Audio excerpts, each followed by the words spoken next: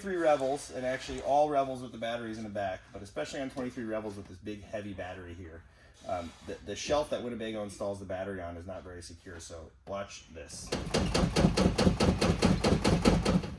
That movement there is the shelf actually broken free from where it's supposed to be secured. So RoamRig has a kit to just replace the bracket that holds the battery down to hold it more securely, and reconfigure some things back here without adding capacity to make the battery more secure and make the system a bit more robust and reliable. This is the kit that we have to make your battery secure in your 2023 Revel.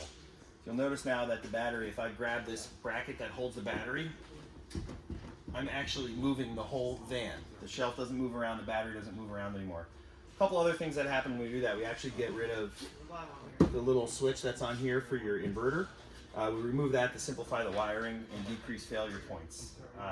So yeah, this is just a really great kit that everybody with a 23 Revel should have to secure your battery, simplify things, and make your life with a van more reliable.